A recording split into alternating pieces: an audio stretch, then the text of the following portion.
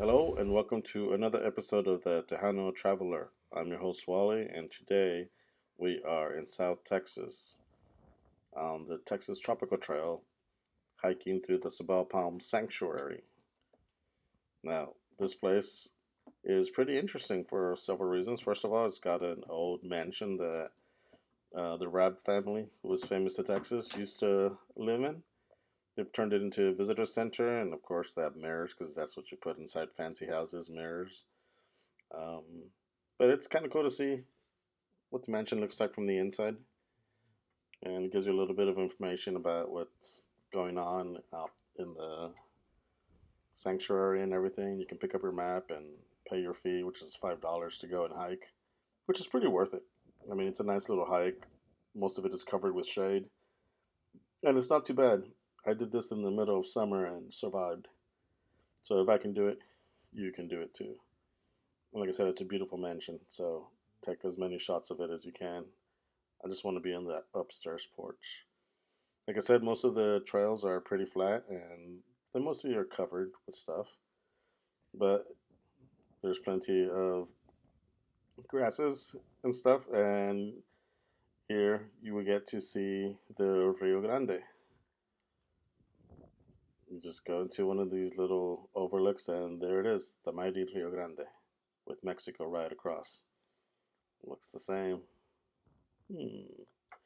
But anyways, we're here for the Sabal Palms, and I'll talk a bit more about Sabal Palms in just a moment because this is actually the only accessible southernmost point of Texas. I just found that out. This is as south as you can get in Texas publicly without having to sneak into any private property or ranches that go a little bit lower. But you're not that far from the southernmost point in Texas. So I'm going to count this as actually being at the southernmost point of Texas because I do not like to break the law and trespass and head to other people's property. And yes, I peed here too. So my tradition continues. But look at those palm trees. Those Sabal palms are wonderful.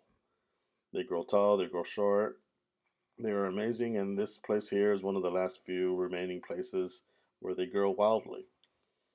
Like nobody planted them. They just live here. They do their stuff here. They do what palms do and provide shade. And there are edible parts to it, which is what the Native Americans used to love them for. I'm not sure what part is edible, but either way, they look kind of cool. And here in Texas, this is the only place where they're found in the wild, other than one other place close to Vanderbilt, Texas. Tiny little grove that they have there. But it's difficult to sometimes see where they grow in the wild because it's such a popular plant, especially down here, that people plant it everywhere because it's very ornamental, it's very shady, it grows pretty fast, and it looks beautiful. And I loved hiking through all the different little tunnels and all the trails that took me around the Sabal Palms. It was probably one of my favorite hikes in Texas. And as you're walking around, you hear all the cool little birds twittering away and everything. I could not get enough of this. It was pretty fun.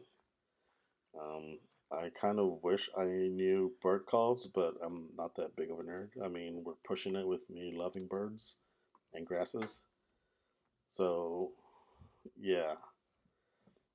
Naturally, there's a oxbow lake here, but it's been pretty dry. There's some honey mesquite and some grasses. I love grasses. It makes me feel great. But they have a couple boardwalks that you can take, which are amazing. The hikes around here are pretty well maintained. There's not a lot of people, so you feel like you're out alone. But there's one of the parts of the Oxbow Lake. Usually, this is supposed to be filled with water or with more birds and everything. But it's, like I said, it's summer. But once you get over that, you just keep walking amongst the sabal palms, and you are back in heaven. And you just wander around these trails. They got plenty of them. So one trail doesn't give you what you need, you move on to another one. Plus, they got all these bird blinds because they know that birds love coming here. and they give you a lot of information, which I really like because I hate carrying around my bird identifier because it makes me look more like a nerd. Instead, you can just look at the little information things that they have, and you can go, "Oh, I did not know that." While deep down inside, you're a big old nerd. Anyways, hope you've been enjoying these videos. So don't forget to like and subscribe. Thanks for watching. Bye bye.